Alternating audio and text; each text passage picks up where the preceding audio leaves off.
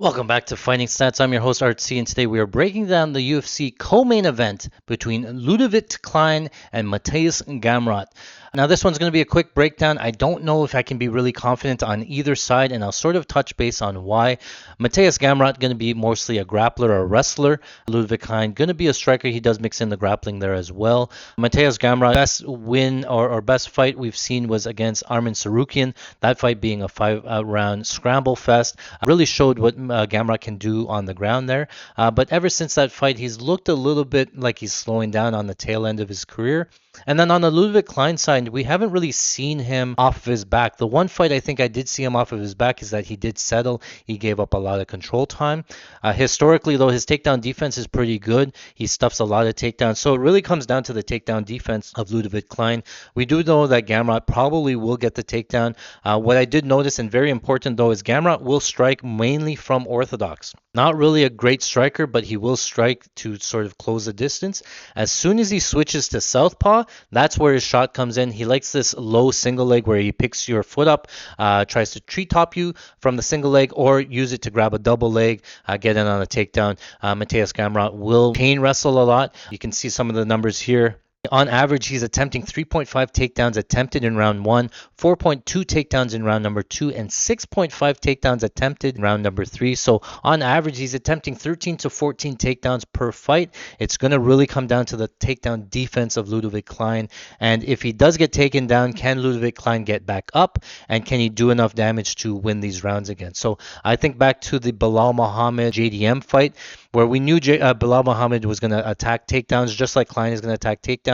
But when Klein gets to the feet or when JDM strikes, can he do enough damage to really win those rounds back, win the close rounds? So it's going to come down to the takedown defense. Again, it's hard to be confident on either side. Mateusz Gamrot, I think, has been dropped in the last four fights, or 4 times in the last 5 fights. He just lost to Dan Hooker, and Dan Hooker would have the same sort of game plan that Ludovit Klein has. So the cat's out of the bag in terms of how you fight Ludovit Klein, not a secret. Keep the fight standing, do enough damage.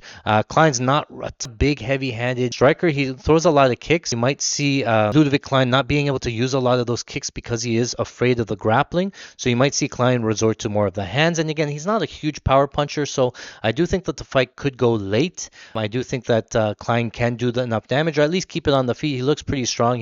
Looks like he's on some pretty good vitamins. And I think that Gamrot's slowing down a little bit. So looking at the odds, Ludovit Klein's a pretty big underdog at plus 160 now. I think the line on Gamrot's approaching minus 200, and I think the thought is that Gamrot's just going to grapple him and hold him down.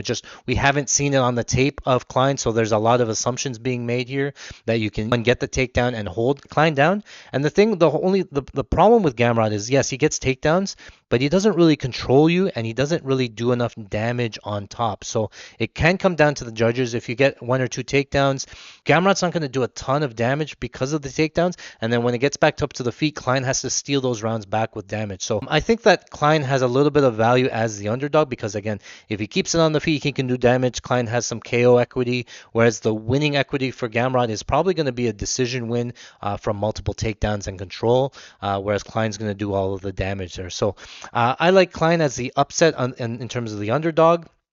But it wouldn't surprise me if Mateusz Gamrot wins a decision. I think that's the easy pick. I think that he's going to attack multiple takedowns in multiple rounds, and Klein's just going to have to do enough damage to steal those rounds. So dog has value there, but let me know in the comments below if you agree, not agree. That's my breakdown there. As always, you can find all of our plays over at patreon.com/FightingStats. We're on an absolute heater this year. We're up 115 units, up over $100,000 so far betting on UFC. So check us out, patreon.com/FightingStats. You can find all of our plays there. As always, my name is RC, and this is Fighting Stats. Thanks for watching.